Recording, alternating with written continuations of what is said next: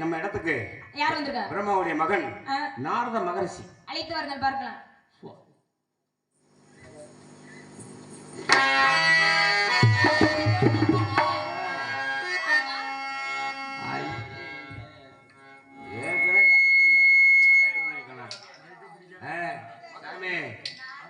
நாராயண பொருள் செஞ்சேன்.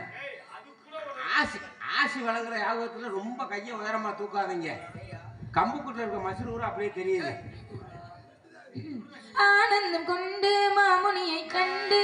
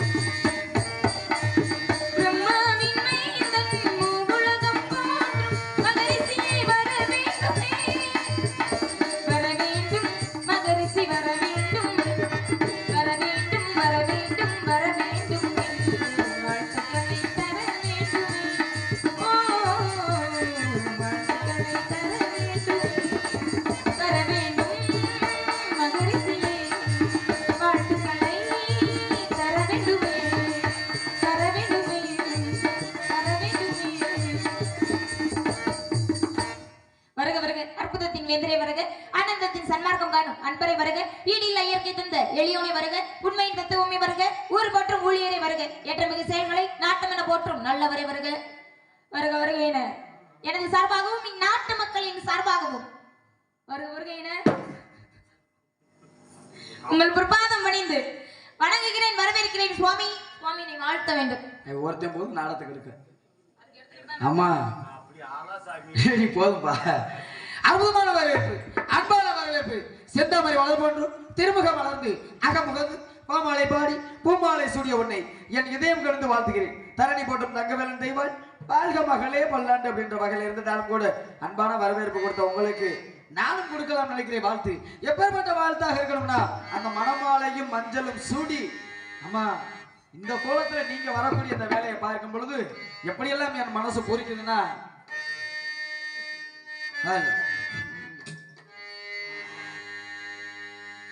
மணமாலையும் மஞ்சளும் சூடி புது கோலத்தில் நீ வரும் நேரம்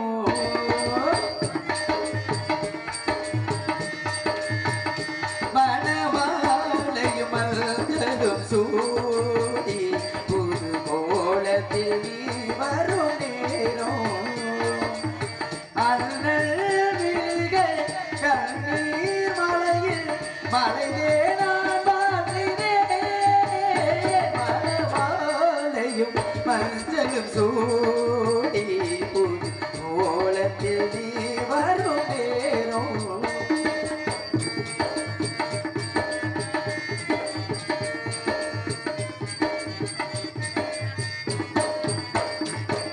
தாளம்பூ கைகளுக்கு தங்கத்தில் செய்த காப்பு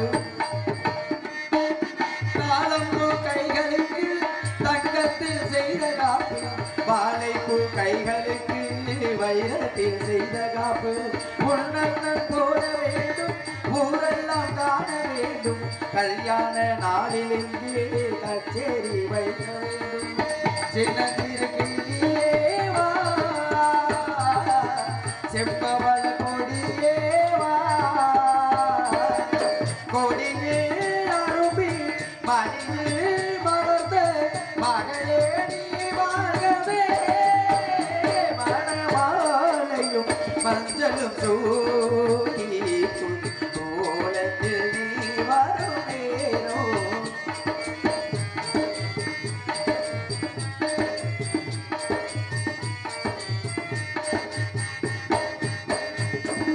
ஓராண்டு போன பின்பு ஓராண்டு சென்ற பின்பு உன் பிள்ளை ஓடி வந்து தாய்மாமன் தோளில் நின்று ஒன்றும் செல்லாது ஏதேதோ காட்சி வந்து நெஞ்சுக்குள் ஓடுதம்மா ஆனந்த மின்னல் நெஞ்சுக்குள்ளாடுதம்மா தங்கம் தந்த தாமிலே வா குங்குமத்து சிமிலே வா திரை போல் உடலில் அணியும் திலகம் நிலையாய் வாழட்டுமே மணமாலையும் மஞ்சளும் சூடி புது கோலத்தில் நீ வரும் நேரம் மணமாலையும் மஞ்சளும் சூடி புது கோலத்தில் நீ வரும் நேரம்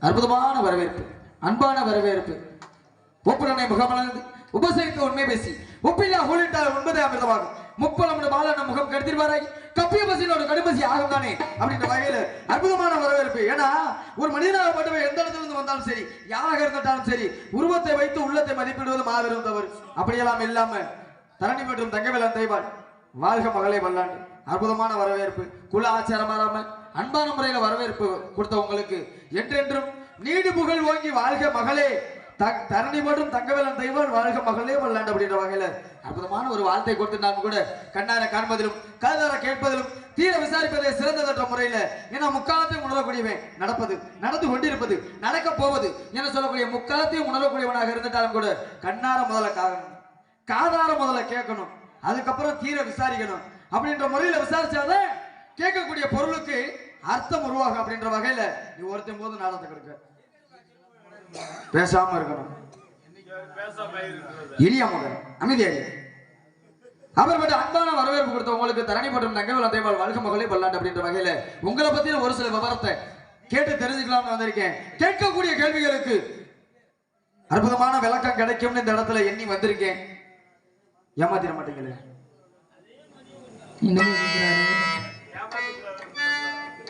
ஏமாத்திரமா கேட்கக்கூடிய கேள்விகளுக்கு முறையாக பதில் வருமா அப்படின்னு கேட்கலாம்னு வந்திருக்கேன் கேளுங்க என்ன கேட்க போறீங்க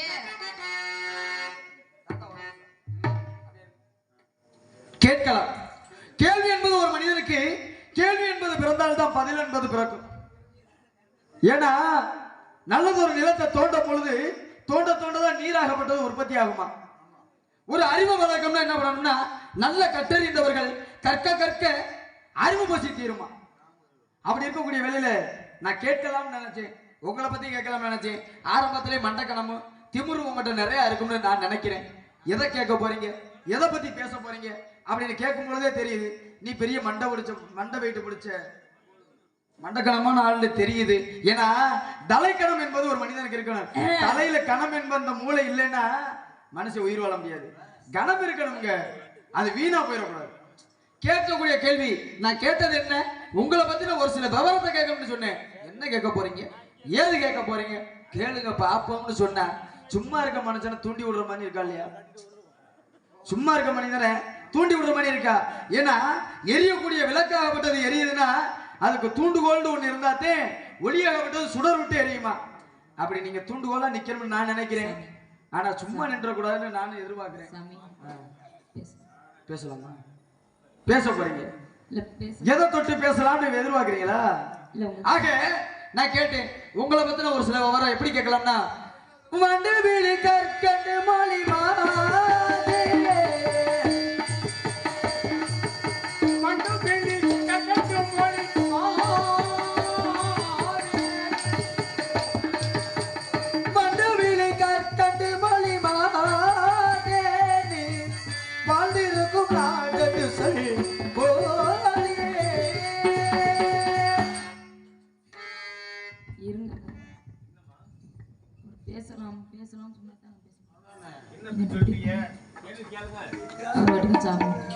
உனக்கு என்ன பிரச்சனை?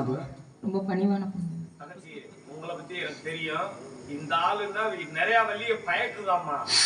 இன்னைக்கு இந்த நாள் அசியப்படுத்தல உனக்கு நான் அண்ணனே இல்ல. இல்லங்க, ஏன் மாமாவை போறியா? என்னது மாமாவை இடம் விட்டாப்பல பேசுங்க. இல்லங்க, நான் ரொம்ப மரியாதையான பொண்ணு. ஆமா, அன்னைக்கு செல்லையில அடி வாங்குறது எனக்கு தானே தெரியும். ரொம்ப மரியாதையான பொண்ணு. சாமி கிட்ட எல்லாம் அப்படி எதிர்த்து பேச மாட்டேன். ஏங்க உங்களுக்கு ஏங்க பொறுக்க மாட்டேங்குது? நான் ஏதோ முயற்சி பண்ணி பார்க்கலாம்னா முடிய மாட்டேங்குது. விட மாட்டேங்கிறீங்களே. பணிவான பொண்ணு மாதிரி பேசி பார்க்கலாம்னா முடிய மாட்டேங்குது. வாங்க, எங்க இருக்கு?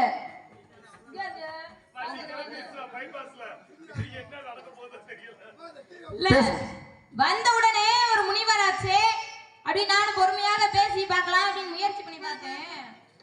என்ன மண்டக்கணம் சொல்றீங்க? என்ன, அதாவது ஒரு பெண்ணிடத்துல வந்து பேசியே பார்க்காம வரா மண்டக்கணம் சொல்றாரு. அப்ப இவருக்கு எவ்வளவு கொழுப்பு இருக்கணும்? நான் சொல்லல, என் தங்கச்சி எதுயா போகட்டும். உங்க தங்கச்சியா மாப்பிள்ள? போக விட்டு தான் நான் பார்க்கணும். ஏன்னா கதை முறைப்படி போகணும் அப்படின்ற ஒரே காரணத்துக்காக. சரி, என்ன கேட்டீங்க? வண்டவிழி கற்கண்டு மொழிமாதே நீ வாழ்ந்திருக்கும் நாடு இதை சொல் போதே அப்படின்னு கேட்டிருக்கீங்க. நிச்சயமா. முதல்ல என்கிட்ட வந்து பேசுனீங்கன்னா எப்படி பேசணுமோ அப்படித்தான் பேசணும். எப்படி பேசணும்? வேற வழியே வருவாங்க. சரி, உங்ககிட்ட அதை பேசுறதுக்கு தலையாட்டுறதுக்கு வேற வழி வருவாங்க. அவங்க கிட்ட நீங்க இந்த மண்டகணம், இந்த திமுரு இதெல்லாம் நீங்க வேற ஆள்கிட்ட வச்சுக்கோங்க. என்கிட்ட வச்சுக்கிட்டீங்கன்னு வச்சுக்கோங்களேன், பொட்டியை நொறுக்கி விடுவேன். என்ன ஏங்க நீங்க ஒண்ணு அப்படியே என் கோபத்தெல்லாம் இன்னும் நீங்க பார்க்கல. நான் இன்னும் கோவப்படல, சரிங்களா? அதனால பொறுமையா கதை முறைப்படி போகணும் அப்படின்ற காரணத்தினால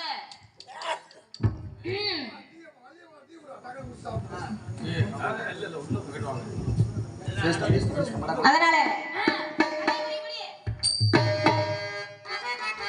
ஞான நிலைத்தான் உணர்ந்த சுவாமி, ஞான நிலைத்தான் உணர்ந்த சுவாமி, நடுமலை நாடு குறிஞ்சி பூமி.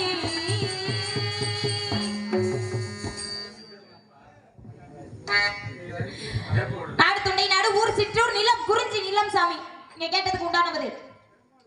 கண்ணல் மொழி மின்னல் இடைமாதே, கண்ணல் மொழி மின்னல்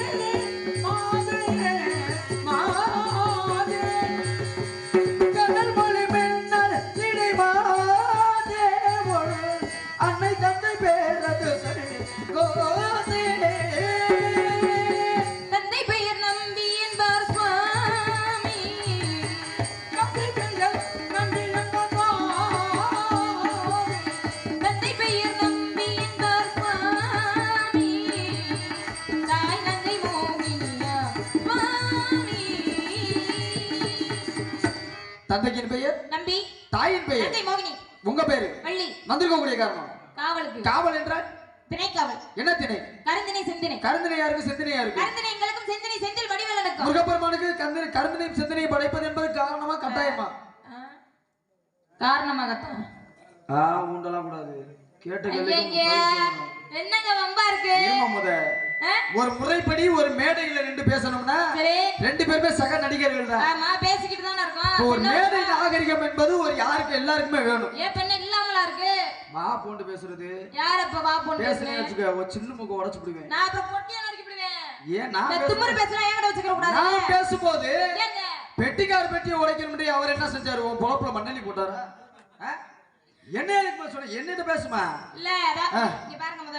ஏனா சத்தத்தை விடால வெற பேச்சு வாய் பேச்சுலாம் என்கிட்ட ஆகாது. நான் என்னைக்குமே வெற பேச்சு பேச மாட்டேன். ஒரு எழுத்து சொன்னா கூட அதுல சூச்சமா வச்சுதான் பேசுவேன். ஆமா, சூச்சமா வரும். சரிங்களா?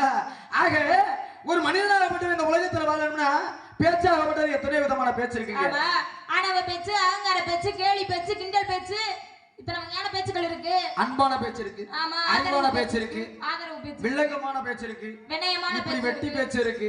இப்படி வீண் பேச்சு இருக்கு. கையை ஒடிச்சு அப்படி எல்லாம் போயிர கூடாது. கையை ஒடிச்சு விடுவேன். அப்பலாம் போயிர இந்த பக்கம் கூடாது. நீட்டி பேசுற வேலைய முத இருக்க கூடாது. வாதி பிரதிவாதின்னு இருக்காங்க. மைக்க வாதி பிரதிவாதி போட்டுறேன். அப்புறம் யார் பேசணும்? தக்க பதில் கொடுக்கணும்.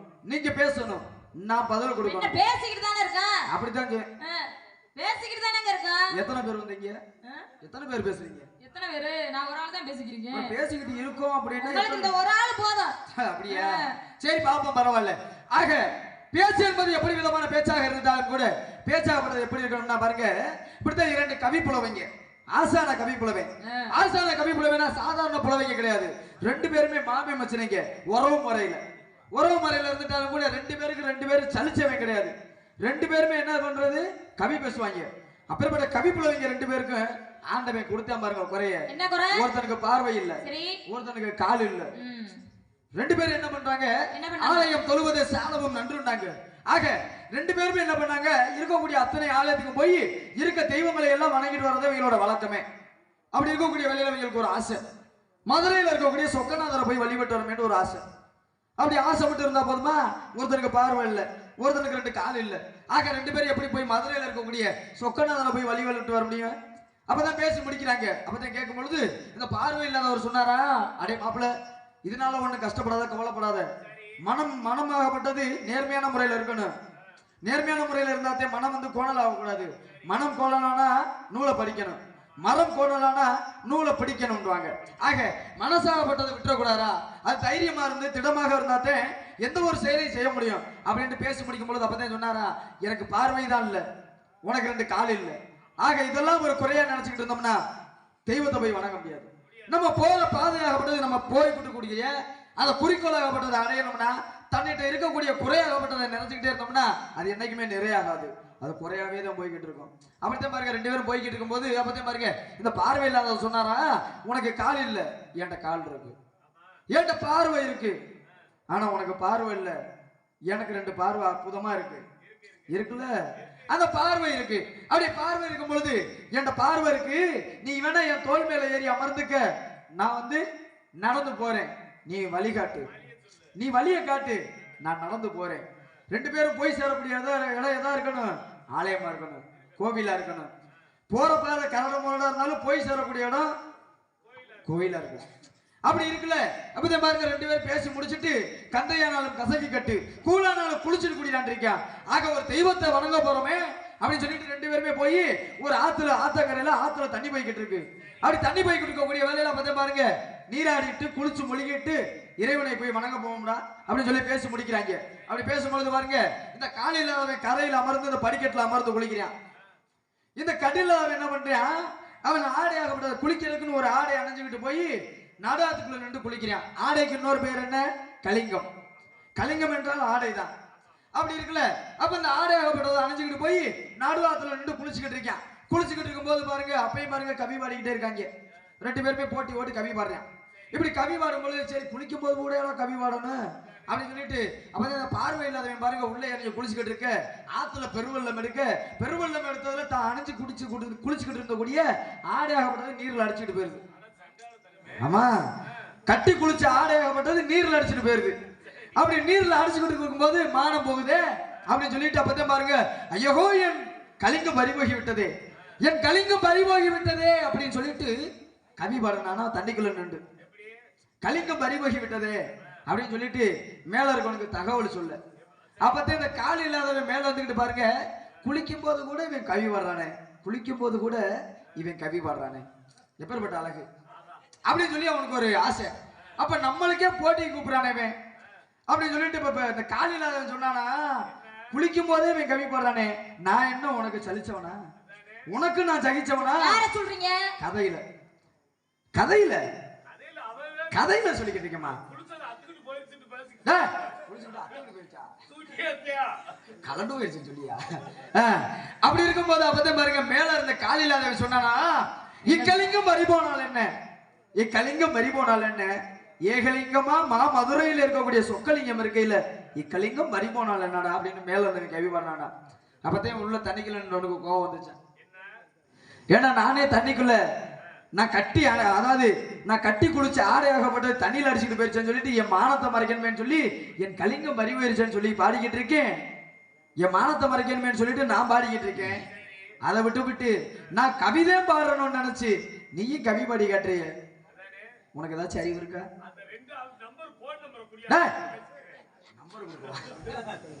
நீ முந்தியாரு, நீ தயவு செய்து சொல்லுவே கொஞ்ச நேரம் பேசுற வரைக்கும் நீ கூட இருக்க, நீ கெடுத்துருவ, நாடகத்தை கெடுத்துருவ. அப்படி இருக்கக்கூடிய வேலை ஆக கவியாகப்பட்டது ஒரு மனிதன் பேசணும்னாலும் தன்ட்ட எவ்வளவுதான் குறை இருந்தாலும் கூட தமிழை பேசி பார்க்கணும், தங்கத்தை உரசி பார்க்கணும், மலில காலம் தான் எடுக்கணும், உரிமை கேட்டா கொடுக்கணும். அப்படித்தானே விஷயம் போய்கிட்டு இருக்கு. ஆக ரெண்டு பேரும் ஒற்றுமையா போனதுனாலதான் அந்த இடத்துல அவன் ஆலயத்துக்கு போய் சேரக்கூடிய இடமா வந்தது ஆலயமாக இருந்துச்சான். அப்ப யாரு என்னன்றது முக்கியம் இல்ல, நீ பெரியாளா நான் பெரியாளான்றது முக்கியம் இல்ல, பேசக்கூடிய பேச்சு கருத்தோட இருக்கணும். 4 விஷயம் பேசினாலும் மக்களுக்கு புரியும். கண்டிப்பாக அப்படி விஷயமா இருக்கணும். பேசணும்னா ஒற்றுமைப்பட்டு பேசணுங்க, ஒன்றிணைந்தால்தான் நல்லது ஒரு பதில் கிடைக்கும். அப்படி போயிடணும், ஒன்றிணைந்து போகணுங்க. நீங்க ஒரு வகுட்டு போய் நான் ஒரு வகுட்டு போனேன்னா நல்லா இருக்காது. சேர்ந்து போகணுமியா, பேசக்கூடிய பேச்சாகப்படுது இப்படி பேசிக்கிட்டே போகணும், முறைப்படுத்தி பேசணும். கண்டிப்பாக. அதாவது சுவாமி, முனிவர்கள் எத்தனையோ பேர் இருக்காங்க, எத்தனையோ பேர் இருந்தாலும் உங்களை போல ஒரு முனிவராகப்பட்டவர் நாரதர் அப்படின்னாலே ஒரு சாந்த குணம் உடையவங்க தானே. ஆமா, இந்த கோபக்குடியெல்லாம் அவங்க கிட்ட இருக்காதான். பல பேர் முனிவர்கள் இருந்தாலும் அதுல ஒருத்தர் இருக்காரு, யார் தெரியுமா? சுதீவர் என்று சொல்லக்கூடிய முனிவராகப்பட்டவர் என்ன செய்யறாரு, காட்டுக்குள்ள தவம் செஞ்சுக்கிட்டு. இந்த முனிவர்கள் அப்படின்னாலே தவம் செய்யறதான பொழப்பு. அப்படி தவம் செஞ்சுக்கிட்டு இருக்கும் பொழுது அந்த வழியாக 2 அண்ணன் தம்பிங்க வர்றாங்க. அப்படி நடந்து வந்து இருக்கும் பொழுது அண்ணனாகப்பட்டவன் நடந்து வந்து இருக்கும் பொழுது மயங்கி கீழே விழுந்துட்டான். இதை பார்த்த தம்பி என்ன செய்யறான், ஆகா நம்முடைய அண்ணன் கீழே விழுந்துட்டானே, மயங்கி என்ன ஆச்சோ ஏதாச்சோ அப்படின்னு பதறி போய் என்ன செய்யறான், பக்கத்துல தவம் செஞ்சுக்கிட்டு இருந்த முனிவரை போய் தட்டி எழுப்பிட்டான். இதை பார்த்த கண் விழித்து பாக்குறாரு முனிவர், எவன்டாவே என்ன எழுப்பினவே அப்படின்னு சொல்லி பார்த்த உடனே அவருக்கு கோபம் வந்துருச்சு. கோபம் தானே என்ன செய்யறாரு, அவனை சாம்பலாக போக கடவாய் அப்படின்ற ஒரு சாபத்தை கொடுத்துட்டாரு. சாபத்தை கொடுத்த உடனே என்ன ஆகுது, அவன் அந்த இடத்துல எரிஞ்சு சாம்பலாகி ஆயிட்டான். அப்ப தம்பியாகப்பட்டவன் என்ன செய்யறான், அண்ணனாகப்பட்டவன் மயங்கி விழுந்தா இல்லையா, அவன் எந்திரிச்சு பாக்குறான். அதான் நம்முடைய தம்பி இந்த இடத்துல தானே இருந்தான், ஆனா இந்த இடத்துல இப்ப சாம்பல் தானே இருக்கு, நம்முடைய தம்பி எங்க போனா அப்படின்ற ஒரு பயம் வந்துருச்சு. பயம் வந்த உடனே என்ன செய்யறான், அந்த சுதீவர்கிட்ட கேட்கிறான், முனிவர்கிட்ட கேட்கிறான். அப்படி கேட்கும் பொழுது நான் தான் தம்பியை இந்த இடத்துல எரிச்சு சாம்பலாக்குனே அப்படின்னு சொல்றாரு. சொன்ன உடனே நீங்க தான் இதுக்கான விமோசனத்தை சொல்லணும். இந்த எரிச்சு சாம்பலாக்கிட்டீங்க, சாப விமோசனத்துக்கான ஒரு உத்தரவு நீங்க தான் கொடுக்கணும் அப்படின்னு கேட்கிறான். அப்படி கேட்கும் பொழுது இந்த முனிவர் என்ன சொல்றாரு, எனக்கு சாபம் மட்டும்தான் கொடுக்க தெரியும், அதுக்கு மறு பிரதிபலிப்பு எனக்கு பண்ண தெரியாது அப்படின்னு சொல்றாரு. அப்ப என்ன ஆகுது, சுதீவருடைய குருவாகப்பட்டவர் யாரு, சுதீசர் என்று சொல்லக்கூடியவர்கிட்ட போய் நீங்க தான் இதுக்கான வழியை சொல்லணும் அப்படின்னு கேட்கிறாங்க. கேட்கும் பொழுது என்ன செய்யறாரு, விஷ்ணுபுரத்துல மாதவன் அப்படின்ற ஒரு நல்ல ஒரு மனிதன் இருக்கிறாரு. அந்த பையன் கிட்ட போய் அவன் செய்த நல்ல செயல்களை பூரா, நல்ல ஒரு தான தர்மங்களை பூரா நீங்க தானமாக வாங்கிட்டு வாங்க, அவனுடைய நல்ல குணங்களை நீங்க தான தர்மமாக வாங்கிக்கிட்டு வாங்க. அப்படி வாங்கிக்கிட்டு வந்தீங்க அப்படின்னா உங்களுடைய சாப விமோசனமாகப்பட்டது இப்ப கிடைக்காம போகும் அப்படின்ற ஒரு விஷயத்தை சொல்றாரு. யாரு, சுதீவராகப்பட்டவரு சுசேந்தர் கிட்ட சொல்றாரு. அப்படி சொன்ன உடனே என்ன ஆகுது, இவர் நடந்து போய்க்கு இருக்காரு. அந்த முனிவரும் பார்க்கத்தான் வீராப்பு. இந்த வீராப்பு உள்ளவர் என்ன செய்யறாரு, ஒரு அழகான பெண்ணை பார்க்கிறாரு. நடந்து போய்க்கு இருக்கும் பொழுதே ஒரு பெண்ணை பார்க்கிறாரு.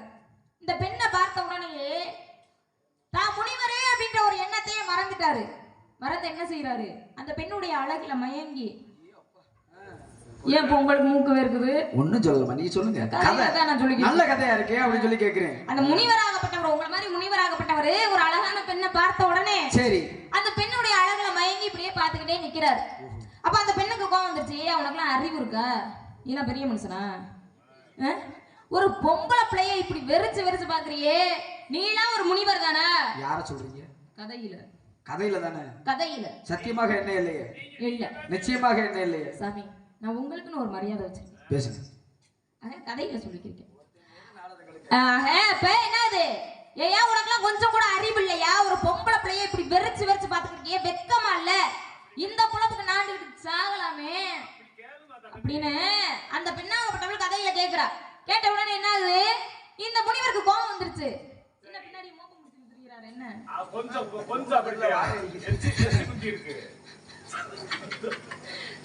அப்ப என்ன ஆகுது, என்ன ஆகுது, இந்த முனிவராகப்பட்டவருக்கு கோபம் வந்துருச்சு. ஆகா, நம்மளை பார்த்து ஒரு பெண்ணாகப்பட்டவள் பேசிட்டாளே அப்படின்னு சொல்லி, ஏ பெண்ணே, நீ அழகா இருக்கவும் தானே இந்த திமிரு தெனாவட்டு, உன்னுடைய அழகு இந்த இடத்துலயே உருக்குலைஞ்சு போகட்டும் அப்படின்ற சாபத்தை கொடுத்துட்டாரு. அப்ப சாபத்தை கொடுத்தோடனே நடந்து போய்க்கிருக்காரு. யாருக்கு? யாருடைய வீட்டுக்கு? அந்த மாதவனுடைய வீட்டுக்கு போய்க்கிருக்கிறாரு. அப்படி போய்க்கிருக்கும் பொழுது ஒரு நடு பாதையில ஒரு பையனை பாக்குறாரு. இந்த பையன் கிட்ட பார்த்த உடனே, அப்பா, இந்த மாதவன் அப்படின்ற ஒரு பையன் இருக்கேன் நாமே, அந்த பையனுடைய வீடு எங்கப்பா இருக்கு அப்படின்னு கேட்கிறாரு. கேட்டா அந்த பையனுக்கு ஒரு நோக்கம். ஆக மாதவனுடைய வீட்டுல ஒரு பொம்பளை பிள்ளை இருக்கு, அந்த பொம்பளை பிள்ளைய பார்க்கத்தான் அந்த முனிவர் மோப்பம் முடிச்சுக்கிட்டு போறாரோ அப்படின்ற ஒரு எண்ணம் யாருக்கு? அந்த பையனுக்கு. அப்ப என்ன ஆகுது, ஏன் சாமி நீங்க முனிவரா இருக்கீங்களே, நீங்க அந்த பெண்ணை பார்க்கத்தானே போறீங்க அப்படின்னு அந்த பையன் யதார்த்தமா கேட்டுட்டான். அப்படி கேட்டோம்னா இந்த முனிவருக்கு கோவம் வந்துருச்சு. கோவம் வந்து என்ன செய்யறாரு, டேய் சின்ன பையல, நீ எல்லாம் பேசுற பேச்சு என்னைய பார்த்து நீ பேசலாமா? கதையில சாமி, நீங்க ஒண்ணு கதையில நான் சொல்லிக்கிறேன், நீ எல்லாம் பார்த்து என்னைய பேசலாமா அப்படின்னு சொல்லி அந்த இடத்துல உன் கைகால் நொண்டியா போட்டுண்டா. நீ பேசின பேச்சுக்கே உன்னுடைய வாய் எல்லாம் இழுத்துக்கிட்டு கைகால் எல்லாமே நொண்டியா போகட்டும்டா அப்படிங்கிற சாபத்தை கொடுத்துட்டாரு. யாரு? சுதீவர் என்று சொல்லக்கூடிய முனிவராகப்பட்டவர். சாபம் கொடுத்த உடனே என்ன ஆகுது, மாதவனை நோக்கி போறாரு. போனா, இப்ப மாதவா, நீ ஏதோ நல்ல காரியம்லாம் பண்ணிருக்கியாமே, என்னுடைய குரு சொன்னாரு, நீ நல்ல காரியம்லாம் பண்ணிருக்கியா, அதுக்கான தான தர்மத்தை எனக்கு தானமாக கொடு அப்படின்னு கேட்கிறாரு. அப்ப என்ன ஆகுது, அவனுங்க கொடுத்துட்றான். கொடுத்த உடனே தான் என்ன ஆகுது, ஒரு விஷயத்த சொல்றான். என்ன விஷயம்? இந்த மாதவன் ஆகப்பட்டவன் சொல்றான், சுவாமி நீங்க வாங்குறது பெருசு இல்ல, ஒரு முனிவராகப்பட்டவர் எவ்வளவு அளவுக்கு ஒரு தவமாகப்பட்டதை செய்யறோமோ அதே அளவுக்கு ஒரு கோபக்குறியோட சாபமாகப்பட்டதை கொடுத்தோம் அப்படின்னா நம்முடைய தவ வலிமை குறைஞ்சிரும் அந்த இடத்துல. அதனால இனிமேல் சாபம் அதிகமாக கொடுக்காதீங்க அப்படிங்கிற ஒரு விஷயத்தை சொன்னான். யாரு? மாதவனாகப்பட்டவன். அப்படி இந்த முனிவராகப்பட்டவர்கள் எல்லாமே சாபம் கொடுக்கக்கூடிய தன்மை இருக்கு, இருந்தாலும் அவங்களுடைய தவ வலிமை குறைஞ்சிரும் அப்படின்ற காரணத்தினால சாபமாகப்பட்டதை கொடுக்க மாட்டாங்க. அப்படி பல முனிவர்கள் பொம்பளை பிள்ளைகளை சந்திச்சிருக்காங்க, நீங்களும் சந்திச்சிருக்கிறீங்க. நல்லா பேசுறீங்க, அற்புதமா பேசுறீங்க. ஆக பிடித்த பாருங்க, காட்டுக்கே ராஜா யாரியா? சிங்கம். காட்டுக்கே ராஜா யாரு? சிங்கம். இந்த சிங்கத்துக்கு ஒரு பேர், பெரிய பசி, அதிகமான பசி. பசி எடுக்கவே பாருங்க, இந்த இடத்துல நான் ராஜா, இந்த இடத்துல நான் ராஜா அப்படின்னு இந்த சிங்கம் சொல்லிக்கிருச்சான். அதே போல பாருங்க, தன்னுடைய வேலையாளி யாருன்னு பாத்தீங்கன்னா நரி. இந்த நரியை ஏவி, எனக்கு இன்னைக்கு மதிய உணவுக்கு நல்ல ஒரு கழுதையா பார்த்து அடிச்சு சமைச்சு கொடுத்துரு, இன்னைக்கு மதியான சாப்பாடு விருந்து வந்து நான் நல்லா சாப்பிடணும் அப்படின்னு சொல்லிட்டு கழுதைக்கு, அதாவது சிங்கத்துக்கு ஒரு ஆசை. இந்த சிங்கத்துக்கு ஆசை வந்தா போதுமா, சரின்னு சொல்லிட்டு காட்டுக்கே ராஜா சிங்கம் சொல்லிட்டாரு அப்படின்னு சொல்லிட்டு இந்த பணிவிடையை கேட்கறதா நம்ம வேலை அப்படின்னு சொல்லிட்டு இந்த நரி என்ன பண்ணுதா, இந்த காட்டுக்குள்ள தேடி போக, எங்க இந்த காட்டுக்குள்ள தேடி போக. அப்படி தேடி போற இடத்துல பாருங்க, எங்க பார்த்துமே கழுதையே இல்லையா. இதுவும் தேடி தேடி போயிருக்கு. பாவம், தாகம், தண்ணி வந்து தாகமா இருந்திருக்கு, ரொம்ப தாகமா இருந்திருக்கு. தாகமெல்லாம் எடுத்து போய் இந்த கழுதையை தேடி, அந்த நரியை தேடி தேடி போயிருக்கு. இந்த கழுதையை காணும், இந்த கழுதையவே காணுமேன்னு சொல்லிட்டு மன குலைச்சலா போய் என்ன பண்ணிருக்கு, ஏயா டேய், கழுதைனாவே கழுதை, எந்த கழுதையா இருந்தா உனக்கு என்னையா? அது ஒரு பெண் கழுதைன்னு கூட வச்சுக்கயே. சரி, ஆமாங்க. இப்பதே என் மனசு குளிர்ந்து போயிருக்கு. குளிர்ந்திருக்கா? அப்பேற்பட்ட கழுதையை காணாமேன்னு சொல்லிட்டு இந்த நரிக்கு ரொம்ப கோவம் வந்துருச்சு. ஏன்னா காடு மேடெல்லாம் தேடி ஒரு கழுதையை கூட காணாமே அப்படின்னு சொல்லிட்டு இந்த நரிக்கு பெரிய கோவம். திரும்பி சரி போவோம், போய் ராஜாட்ட போய் சொல்லுவோம், நான் தேடி போனேன் கழுதையை காணா ராஜா அப்படின்னு சொல்லுவோம். அப்படின்னு வரும்பொழுது வர்ற வழியில பாருங்க, நல்ல அந்த காட்டுக்குள்ள அற்புதமான பூஞ்சோலையில ஒரு கழுதை நிக்க. இல்ல இருங்க, இல்ல அதாவது நீங்க இப்ப பேசுனீங்க அப்படின்னா பதிலுக்கு உங்களுக்கு வரும். தெரிஞ்சுக்கிட்டு பேசணும் தெரியும். நான் கதையை தான் சொல்றேன், உங்களை சொல்லுவேனா? நீ எனக்கு பிள்ளை மாதிரி, உனக்கு நான் பிள்ளை மாதிரி, நீ வந்து எனக்கு பிள்ளை மாதிரிமா. என்னுடைய அப்பன் மாதிரி இருக்கீங்க. ஆமா, இப்படி ஒரு தகப்ப இருந்தா குழவிக்குள்ள தூக்கி போட்டு கொண்டு எனக்கு இப்படி ஒரு பிள்ளை இருந்தா கள்ளிப்பால ஊத்தி இல்ல நேரங்க அடிச்சே கொண்டிருப்பேன் உன்னைய. நான் எருக்கல பார்த்தோம். வேலைய பாரியா. ஆக அப்பதான் பாருங்க, ஏன்னா ஒரு விஷயத்த சொல்றோம்னா அது சாதாரண விஷயமே இல்லைங்க. சொல்றது வந்து சிரிப்பா இருந்தாலும் அதுல நிறைய சிந்தனையான விஷயம் இருக்கு. ஆக இந்த சிங்கம் வந்து சொன்னதின் பேருல இந்த நரியாகப்பட்டது போய் உணவுக்காக அந்த கழுதையை தேடி போக எங்க தேடி பார்த்திருக்கு காணோம். ரொம்ப நேரம் கழிச்சு இப்படி ஒரு கழுதை நிக்க. ரொம்ப நேரம் தேடி பார்த்து இப்படி ஒரு கழுதை நிக்க. ஆமா, இப்படி ஒரு கழுதையை பார்க்கட்டு இந்த நரிக்கு சந்தோஷம். அடடா, நம்ம தேடி போன பொருள் எதிரில் நின்று இருந்திருக்கேன் அப்படின்னு சொல்லிட்டு இந்த கழுதையை பார்த்தோன்னே இந்த நரிக்கு ரொம்ப சந்தோஷம். இந்த நரிக்கு சந்தோஷம் வந்தோடனே என்ன பண்ணுச்சா, அப்பதான் பாருங்க, எப்படியாச்சும் ராஜாட்ட போய் சேர்க்கணுமே, இது மதியானம் உணவுக்கு சேர்க்கணும், அதை எப்படியாச்சும் போய் சிங்கத்துல சேர்க்கணுமே அப்படின்னு சொல்லிட்டு சாமர்த்தியமா கூட்டிட்டு போகணுமே சொல்லிட்டு அப்பதான் இந்த நரி சிந்தனை பண்ணி யோசிச்சு சொல்லிச்சான், இங்க வாமா, இங்க வா கழுதை, கழுதை கழுதை, இங்க வா கழுதை, இங்க வா கழுதை, இங்க வா கழுதை அப்படின்னு சொல்லி அப்பதான் சொல்லிச்சான். வேற ஒண்ணுமில்ல, சிங்கத்துக்கு வயசாயிருச்சான், சிங்கராஜாவுக்கு வயசாயிருச்சு. இன்னும் கொஞ்ச நாள்ல அவர் இல்லாம போயிருவாரு, இறந்துருவாரு. அதுக்கப்புறம் அந்த காடை ஆள்றதுக்கு ஒரு அரசியல் இல்லாம போயிருவாரு.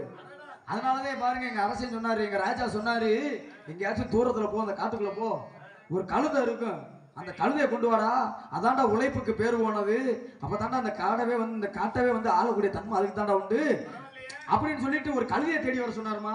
நான் இத்தனை நாளும் அவருக்கு கீழே வேலை பார்க்கிறேன், ஆனா என்னைய கூட அவருக்கு ஒரு அரசனாகன்ற ஆசை இல்லை, எங்கேயோ இருந்து வந்த கழுதை நீ, இந்த கழுதையை இந்த காட்டுக்கு ராசாவாக்கணும்னு சொல்லிட்டு அந்த ராசாவுக்கு ஒரு ஆசை, அந்த கழுதைய சரி சொல்லிட்டு அவனை சாமர்த்தியமா கூட்டிட்டு போகணுமே அப்படின்னு சொல்லிட்டு இந்த விஷயத்தை பூரா சொல்றாரு.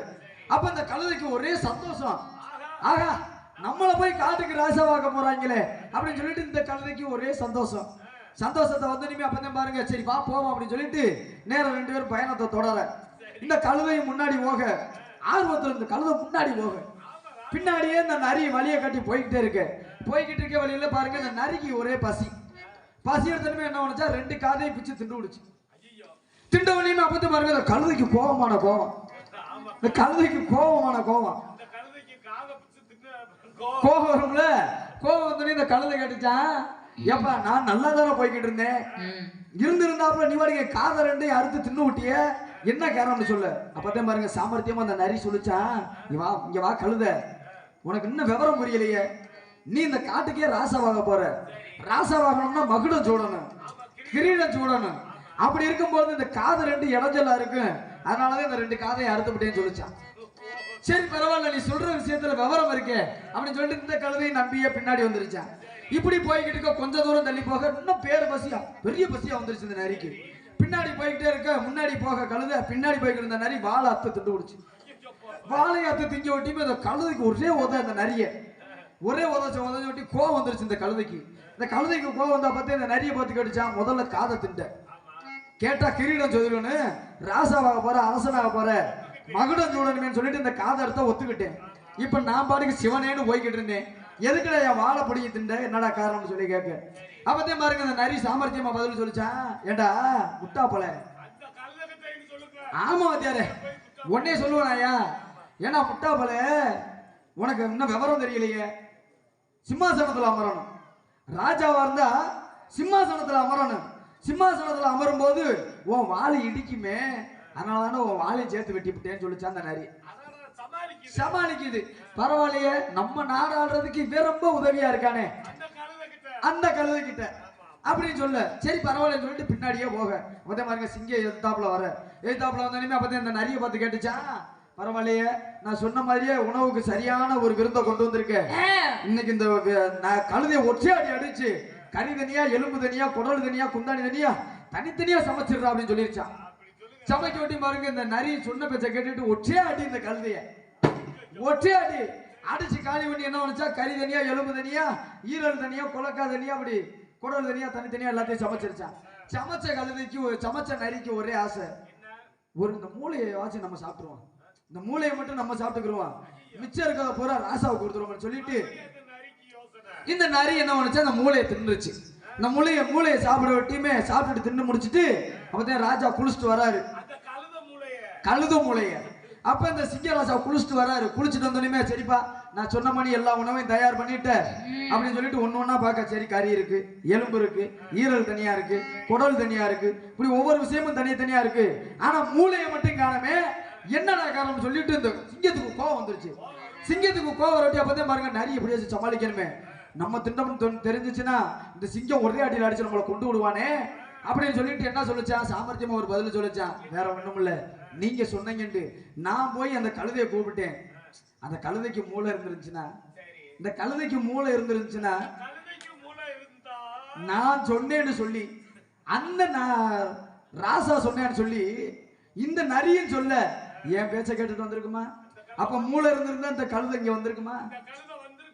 இந்த கழுதை மூளை இருந்திருந்தா இந்த இடத்துக்கு வந்திருக்குமா? அதுக்கு மூளை இல்லைங்க, அதனாலதான் மத்த கறியை பூரா சமைச்சு வச்சேன்னு சொல்லி சமாளிச்சுச்சேன். நீ ஒருத்தையும் போது எங்களை கிளப்பி விடுறதுக்கு இப்படி அறிவுபூர்வமா இருக்கணுமா? பரவாயில்ல, ஒரு அழகான ஒரு கழுதை கதையை சொன்னார் இல்லையா, மூளை இல்லாத கழுதை, அதுலயும் மூளை இல்லாத கழுதை. அப்புறம் சும்மாவா விட்டுட்டு போவேன்? மூளை இல்லாத கழுதை ஒரு நரியை நம்பி போச்சான். முதல்ல சிங்கம் அப்படின்னாலே பெண் சிங்கம் வேட்டையாடி ஆண் சிங்கம் உட்கார்ந்து திங்கிறது தான் அதோட பழக்கமே. உட்கார்ந்து திங்கிறதுக்கெல்லாம் இவ்வளவு திமிரு இருக்கும்போது ஓடி பிழைக்கிறதுங்களுக்கு எத்தனையாவதுக்கு எவ்வளவு திமிரு இருக்காது. இப்படித்தான் வந்து பாத்தீங்கன்னா, அதே காட்டுக்குள்ள ஒரு காடை ஆரம்பிச்சாரு இல்லையா, காட்டுக்குள்ள கழுதை. அந்த மாதிரி ஒரு காட்டுக்குள்ள ஒரு பெரிய குரங்கு இருந்துச்சான். இந்த பெரிய குரங்கு பெரிய பலசாலியா, அந்த குரங்காகப்பட்டது பெரிய பலசாலி. இந்த குரங்குக்கு எதிர்த்தாப்புல ஒரு சின்ன தூக்கணாங்குருவி ஒரு சின்ன கூடு கட்டி வீடு கட்டி வாழ்ந்து வந்துச்சு. ஒரு நாள் பெரிய மழை, காட்டுக்குள்ள ஒரு பெரிய மழை. இந்த மலையில இந்த குரங்கு ஒன்னத்துக்கு ஆகாத குரங்கு நனைஞ்சுக்கிட்டே நின்று இருக்குது. இத பார்த்து அந்த தூக்கணாங்குருவி என்ன பண்ணுது, மனசு பொறுக்காம இந்த குரங்க போய், குரங்கே குரங்கே குரங்கே இங்க வா குரங்கே, எங்கேயோ போய் நின்னுக்கிட்டா நான் எங்க போறது, இங்க வா குரங்கே. அப்படி இந்த கதையில தூக்கணாங்குருவி ஆகப்பட்டது, குரங்கே நீ இவ்வளவு பெருசா வளர்ந்துருக்கிற, உனக்கு உடம்பு பலசாலி, எல்லாம் பலசாலி தான் நீ. ஆக இவ்வளவு பெருசா வளர்ந்துருக்கிறியே, மழை அடிச்சாலும் நனையிற, வெயில் அடிச்சாலும் கடந்து வாடுற, ஏன் உனக்குன்னு ஒரு வீடு கட்டி கூடு கட்டி வாழ தெரியாதா? இப்படி மரத்துக்கு மரம் தாவிக்கிட்டு தெரியுறியே அப்படின்னு சொல்லி இந்த சின்ன தூக்கணாங்குருவி கேட்டிருக்கு. இத கேட்ட உடனே இந்த குரங்குக்கு என்னாச்சு, வேகலம் கிளம்பிடுச்சு. இதுவே ஒரு மட குரங்கு, இதுவே ஒரு முட்டா குரங்கு, மூளை இல்லாத குரங்கு. என்ன சாமி, என்னங்காச்சு சாமிக்கு? ஆனா இந்த மட குரங்கு இது வளர்ந்துதான் இருக்கு, இதுக்கு மூளை இருந்திருந்தா அதை பார்த்து பேசி இருக்குமா? என்ன பண்ணுச்சு, திமிரு பிடிச்ச குரங்கு. இது குரங்கா முத ஆண் குரங்கு தான் கண்டிப்பா, ஏன்னா அதுக்குதான் ரொம்ப திமிரு தன்னாவிட்டு அதிகமாக இருக்கும். அப்படி இந்த குரங்கு என்ன பண்ணுச்சு, நீயா எனக்கு புத்தி சொல்ற, ஒரு சின்ன தூக்கணாங்குருவி ஒரு நல்லது சொல்லுதே அப்படின்னு கேட்டுக்கிறாம இந்த திமிரு பிடிச்ச குரங்கு இது திமிர போய் அந்த சின்ன தூக்கணாங்குருவி கிட்ட காமிக்குது, என்னன்னு நீயா எனக்கு புத்திமதி சொல்ற அப்படின்னு சொல்லி. அது கூடு கட்டி இருந்த அந்த தூக்கணாங்குருவி கூடு கட்டி இருந்துச்சு இல்லையா, அத போய் நார் நாரா பிச்சு போட்டுருச்சு, நார் நாரா பிச்சு போட்டுருச்சு. அதனால சொல்லுவாங்க, குரங்கு கையில பூமாலை கிடைச்சா நிலைக்குமா? இதுவே ஒரு மட குரங்கு, ஒண்ணும் தெரியாத குரங்குலாம் இவ்வளவு அளவுக்கு சேட்டை பண்ணும்போது அது வாழை ஒட்ட நறுக்கணுமா வேணாமா? அப்படியெல்லாம் பல விதமான காரணங்கள் இருக்கு. ஒரு சின்ன தூக்கணாங்குருவி சொல்லுதே அப்படின்ற அறிவு கூட இல்லாம குரங்கு இது இந்த குரங்குலாம் 1000 கழுத கதை அருமை அருமை அப்படிதான் பேசுறேன். பலவிதமான காரியங்கள்லாம் இருக்கு சாமி. அப்படிதான் பேசுறேன். பேசுறதுனா எவ்வளவோ பேசலாம். முதல்ல வந்து முக்கியமான ஒரு காரணம் என்ன தெரியுமா? வள்ளி திருமண நாடகத்திலேயே பொதுவாகவே வள்ளிய வந்து நாரதர் போடி வாடி போடி வாடின்னு பேசுறதும், அதே போல வள்ளியாகப்பட்டவங்களும் நாரதர் போடா வாடா போடா அப்படின்னு பேசுறதும், இப்படி பலவிதமான ஒரு செயல்கள்லாம் இருக்கு. பொதுவாகவே அப்படி பேசக்கூடாது. தன்னுடைய கதாபாத்திரத்துக்கு என்ன ஒரு செயலோ என்ன ஒரு மரியாதையோ அதை முதல்ல கலைஞர்கள் கொடுத்து பழகணும். நிச்சயமாங்க. அதனாலதான் பாருங்க, வானரம் மலைதனில் நனைய தூக்கணம் தான் ஒரு நெறி சொல்ல தாண்டி பெய்திடும் கூட்டை கல்வியும் ஞானமும் நவீன நூல்களையும் ஈனருக்கு உரைத்திடில் இடரேது ஆகுமோ அப்படின்னு சொன்னாங்க. இப்ப இந்த வண்டி கிளம்பி இருக்கிறா. அப்பேற்பட்ட ஒரு கவி இல்லைங்க, அவங்க சொன்னது எதுனா இது ஒரு கவி. இப்பேற்பட்ட கவிக்கு வந்து அவங்க விளக்கம் சொல்லியிருக்காங்க. விளக்கம் இருந்தா போதுமா? இப்படித்தான் பாருங்க, ஒரு சின்ன பிள்ளை இல்ல இருங்க, இப்பேற்பட்ட ஒரு சின்ன பிள்ளை, அழகான சின்ன பிள்ளை. இருங்க, இருமா பேச விட்டு பேசணும். இருமா முத. இப்ப நீ பேசுனல இல்ல அதுதான் நான் ஊடல ஏதாச்சும் பேசுறேனா? நான் முதல்லயே சொன்னேன். சரி, இப்படி இந்த சரிக்கு சரியாவே பேசிக்கிட்டு இருக்கிறது சரிப்பட்டு வராது. சரி, கதை முறைப்படி என்ன அத பேசணும். அப்படியா? அமைத்திருப்பது பரன், கையில் வைத்திருப்பது கவன். கவன் தானே? கவன் வச்சிருக்கிறதுக்கான காரணம் என்ன? உங்களை பலவிதமான தொல்லைகள் வந்து தொலையுது. என்ன வந்து அதுகளை விரட்டுறதுக்காக அடிச்சு விரட்டுறதா விரட்டி அடிப்பது. தனி ஒரு மனிதனுக்கு உணவில்லையே ஜெகத்தினை அளித்துடன் பாடினா முண்டாசி கவி பாரதி. அப்பேற்பட்ட கவி பிறந்த கவி சக்கரவர்த்தி பிறந்த இந்த பாரதி பிறந்த திருநாட்டுல பிறந்த நீங்க 4 அறிவு படைத்த ஜீவராசி பறவைகளாகப்பட்டது. ஆமா, பறவைகளாகப்பட்டது இந்த திணைவலை சோலைக்குள்ள வந்து உணவு சேகரிக்க வருது. ஆமா, அத போய் நீங்க விரட்டி அடிக்கிறீங்களே, எவ்வளவு பெரிய பாவ செயல். அதாவது சுவாமி நீங்க கேட்கலாம், கல்லால அடிக்காம சொல்லால அடித்து பறவைகளை விரட்டுறோம், ஏன் என்ன காரணம்? திணையாகப்பட்டதை கொய்யக்கூடாது. ஏன்? முருகனுக்கு படைக்கக்கூடியது, எங்களுடைய குலக்கடவுள் முருகப்பெருமான், அவருக்காக படைக்கக்கூடியது, அதை எச்சப்படுத்திடக்கூடாது அப்படின்ற ஒரே காரணத்துக்காக பறவைகளை கல்லால அடிக்காம சொல்லால அடித்து விரட்டுறோம். அற்புதமான விளக்கம். எச்சில் படுத்தி விடக்கூடாது, எச்சப்படுத்தி விடக்கூடாது. நல்ல விளக்கம். எச்சில்ன்றது வேற, எச்சம்ன்றது வேற. எச்சில் அப்படின்றது உமிழ் நீராக வரக்கூடியது, எச்சம் அப்படின்றது மலம் அப்படின்னு சொல்லுவோம் இல்லையா, அதாகப்பட்டது. இப்ப தெய்வத்துக்கு படைக்கக்கூடியது, தெய்வத்துக்கு படைக்கக்கூடியது எச்சில் படலாம், எச்சம் படக்கூடாது. மாட்டு சாணமாகப்பட்டதுல இருந்தது, அதுல இருந்து மார்க்க திருநீராகப்பட்டது உருவாகுது. அப்ப எச்சத்துல இருந்து தான் உருவாகுது. அதை மட்டும் எடுத்து கடவுளேன்னு சொல்லிட்டு நெத்தி நிறைய பட்டம் ஓடுறோமே, அந்த எச்சத்தை எடுத்து பயன்படுத்துறோம். அந்த எச்சத்தை மட்டும் தான் எடுத்து பூசுறோமா? வேற அதுல என்னென்ன சேர்க்கிறோம்? என்ன சாமி சேர்க்கறாங்க? என்னமா சேர்க்கறாங்க? வெறும் சாணத்தை எடுத்து இப்ப தலை நெத்தியில பூசிக்கிற முடியுமாங்க? பூச முடியுமா? முடியாது. அத இருப்பாயே இருப்பா. அத அந்த எருவாட்டி அப்படின்னு சொல்லுவாங்க இல்லையா, அது மாதிரி தட்டி அதோட விழுவம் அப்படின்ற ஒரு பொருளாகப்பட்டதை சேர்க்கிறாங்க. அப்படி சேர்த்த உடனே தான் அது இறைவனுக்காக ஒரு உண்டாக்கப்படுது. வெறும் சாணத்தை எடுத்து பூசி. அதாவது வாசனைக்காக எதை சேர்க்கிறாங்கன்றத நான் கேட்கல. நான் கேட்டது என்ன, எச்சில் படுத்தி விடக்கூடாது, எச்சமாகப்பட்டத எச்சமும் பற்றக்கூடாதுன்னு தானே நீங்க சொன்னீங்க. இல்ல, அதாவது இறைவனுக்கு இறைவனால உண்டாக்கப்பட்டதா விழுவம். சரி, சரியா? இறைவனுக்கு எத்தனையோ இடங்கள்ல படைக்கப்பட்டிருக்கு. அந்த விழுவமாகப்பட்டதை தான் எடுத்து இந்த சாணத்துல கலந்து திருநீராக கொடுக்குறாங்க. இது ஒண்ணும் தவறு இல்லையே. உண்மைதாங்க. ஆக எச்சில் படுத்தி விடக்கூடாது, எச்சில் கூட படுத்தல, எச்சம் படுத்தி விடக்கூடாதுன்றது உங்களுடைய கருத்து. இறைவனுக்கு படைக்கிறத எச்சம் படுத்தி விடக்கூடாது, எச்சப்படுத்திடக்கூடாது. அதுக்காக நீங்க இந்த இடத்துல காவல் செஞ்சுக்கிட்டு இருக்கீங்க, அற்புதமான காவல் செஞ்சுக்கிட்டு இருக்கீங்க. ஆக எவ்வளவோ விவரமா இருக்கட்டும், இப்படிதான் பாருங்க, ஒரு நாடாளக்கூடிய அரசு. இந்த அரசனுக்கு ஒரே சந்தேகம். சரி, வாங்க. இப்படிப்பட்ட இடத்துல பாருங்க, மகாபாரதத்துல குருஜேத்திர போர் நடந்துச்சு. குருஜேத்திர போர் நடக்கும் பொழுது பாருங்க, பீஷ்மராகப்பட்டவர் அம்பு படுக்கையில இருக்காரு. அம்பு படுக்கையில இருக்கும் பொழுது பாருங்க, தன் உடல்ல இருந்த குருதியாகப்பட்டது ரத்தம் பூராமே சிந்தி வெளியில போய்கிட்டு இருக்கு. அப்படி வெளியில போய்கிட்டு இருக்கும் பொழுது அப்பதே பாருங்க, இந்த பீஷ்மராகப்பட்டவர் 10 பாண்டவர்களையுமே கூப்பிட்டு நீதியை நெறியும் எடுத்து தர்மத்தையும் எடுத்து சொல்லிக்கிட்டு இருக்காரு.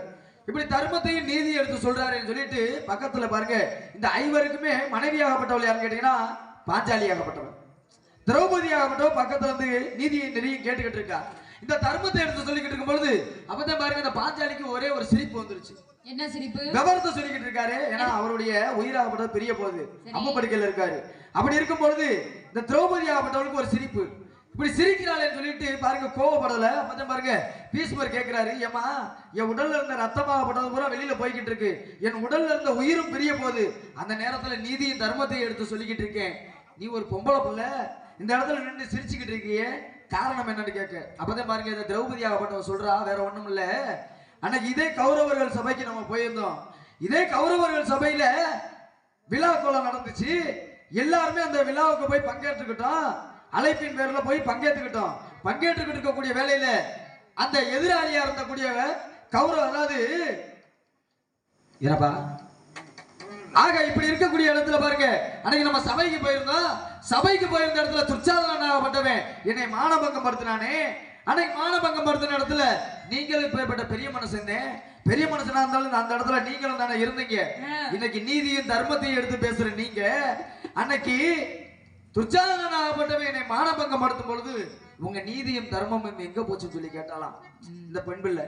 அப்பதான் பாருங்க, அப்பதான் சொன்னாரா பீஷ்மர் ஆகப்பட்டவர் சொன்னாரா, வேற ஒண்ணும் இல்லம்மா, அன்னைக்கு விழா கோலத்துக்கு போயிருந்தோம். விழா நடந்துகிட்டு இருந்துச்சு. அங்க பெரிய விருந்தோம்பல் நடந்துச்சு. விருந்தோம்பல் நடக்கும் பொழுது எல்லாருமே அவன் போட்ட சாப்பாடை சாப்பிட்டு இருந்தான். ஏன்னா ஒப்பிட்டவரை உள்ளம் வரைக்கும் நினைக்கணும். அவன் போட்ட சாப்பாடு எதிரியா இருந்தாலும் அவன் போட்ட சாப்பாடு ஆகப்பட்டதை நானும் சாப்பிட்டிருந்தேன். அது என் உடல் முழுவதும் நிறைந்து இருந்துச்சு. அதனாலதாம்மா அவன் போட்ட சாப்பாட்டுக்காக அவனுக்கே நான் எதிராக பேசக்கூடாதுன்றதுக்காகத்தான் அன்னைக்கு நான் உனக்கு நீதியும் தர்மத்தையும் சொல்ல முடியாம கைகட்டி வாய் கொத்தி நின்றேன். ஆனா இன்னைக்கு இந்த குருச்சேத்திர போர்ல என் உடல்ல இருந்த அத்தனை ரத்தங்களும் வெளியேறிக்கிட்டு இருக்கு. இன்னும் கொஞ்ச நேரத்துல என் உயிராகப்பட்டது பிரிய போகுது. அதனாலதான் பாருங்க அவன் போட்ட சாப்பாடு பூரா ரத்தமா இருந்துச்சு. அந்த ரத்தம் பூரா இப்ப வெளியே போய்கிட்டு இருக்கு. அதனாலதான் நீதியும் தர்மத்தையும் இந்த இடத்துல சொல்றேன்னு சொன்னாலாம். யாரு? பீஷ்மராகப்பட்டவர் சொன்னாராம். ஆக பெண் பிள்ளையா இருந்தாலும் கூட, இந்த இடத்துல பெண் பிள்ளையா இருந்தாலும் கூட, சின்ன பிள்ளையா இருந்தாலும் கூட, நீதியா இருந்தாலும் கூட, ஒரு பெரிய மனுஷன் கூட பார்க்காம தன்னுடைய நீதியை தட்டி கேட்டா பாத்தீங்களா, அவ பொம்பளை, நீ பொம்பளையா? நீ பார்த்தா எப்படி தெரியுது?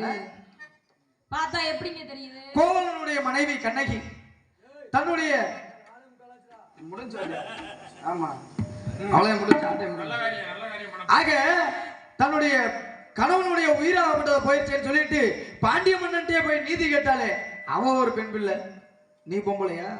அதையே அவளை சொல்லும் போது மட்டும் பெண் பிள்ளை, எங்களை சொல்லும் போது மட்டும் பொம்பளை. அப்படி எத்தனை விவரம் இருந்தாலும் கூட பல்ல தட்டி கையில கொடுத்துருவேன். அந்த விவரம் என்ன, அதை மட்டும் சொல்லுங்க. யார்ட்ட தட்டி நீ யார்ட்ட கொடுக்க போற? நீ என்ன உங்க பல்ல தட்டி உங்ககிட்டயே கொடுத்துருவேன். நீ மிச்சம் கொண்டு வருவியா? பாத்துக்கங்க, நீ மிச்சம் கொண்டு வருவியா? அந்த பல்ல கொண்டு போய் நான் என்ன பண்ண போறேன்? விவரத்தை சொல்லுங்க முத. ஆக இப்படி சிறுமையா இருந்தாலும் பெருமையா பேசுற இந்த இடத்துக்கு உனக்காக ஒரு பரிசு கொண்டு வந்திருக்கேன். பரிசு? பரிசுனா என்ன பரிசு? அற்புதமான பரிசுங்க. என்ன பரிசு? இருண்ட வீட்டிற்கு என்ன தேவை? வெளிச்சம் தேவை. வறண்ட நிலத்திற்கு தண்ணி தேவை. தண்ணி தேவை தானே? பெண்களின் பருவங்கள் எத்தனை? 7 பருவம். 7 பருவத்துல தாங்கள் அடைந்திருக்கக்கூடிய பருவம் மங்கை பருவம் தானே? மங்கை பருவத்துல இருக்க நீ மதிகொண்டு பதிவென்றனால உனக்கு புருஷன் பார்த்துட்டு வந்திருக்கேன். புருஷன்? புருஷனா? புருஷன் தான் பார்த்துட்டு வந்திருக்கேன். பேரை சொல்லுங்க, பிடிச்சிருந்தா கல்யாணம் பண்ணிக்கிறேன். அந்த வழியை பார்த்து போகலாம். புருஷன்னு சொன்ன ஒட்டிமே ஒத்துக்கிட்டே? நான் ஒத்துக்கறவே இல்ல. இல்ல புருஷன் சொல்றீங்க, பேர் சொல்றீங்க. பேரை முத சொல்லுங்க. பெருமைகள் எங்க இருக்கா? அற்புதமான மாப்பிள்ள, அழகான மாப்பிள்ள, படிச்ச மாப்பிள்ள, உன் மனசுக்கு பிடிச்ச மாப்பிள்ள இருக்கணும்ன்ற காரணத்தால அழகன் முருகன் அழகர் மருகன் பழனி மலையாட்டி, அழகன் முருகன் அழகர் மருகன் பழனி மலையாட்டி, புனிதன் மகளே வனிதா குகனை மனதால் சுகம் கோடி, மனதால் சுகம் கோடி, அழகன் முருகன் அழகர் மருகன் பழனி மலையாட்டி.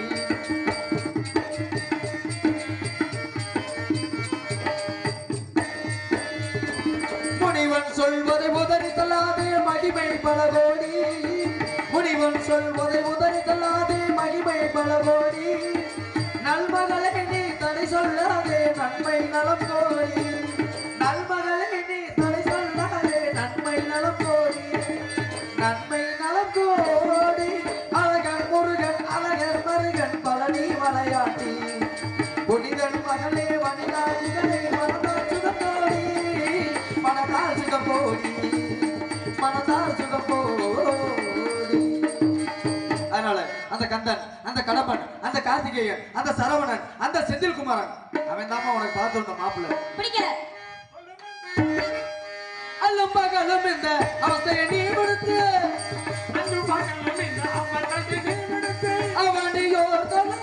அப்பா செவி கொடுத்து சொல்லும் ஜகத்தை கேளப்போ. சாமி நீங்க சொன்ன உடனே கேட்க முடியாது சரிங்களா? இந்த மாப்பிள்ளை எனக்கு பிடிக்கல, அடுத்த முறை வந்தீங்கன்னா நல்ல மாப்பிள்ளையா பார்த்து வாங்க, அதுவாவது நல்ல மாப்பிள்ளையா இருக்குமான்னு பார்க்கலாம். அதனால எல்லா பேருக்கும் ஒவ்வொரு வேலை இருக்கு. ஆனா உங்களுக்கு இந்த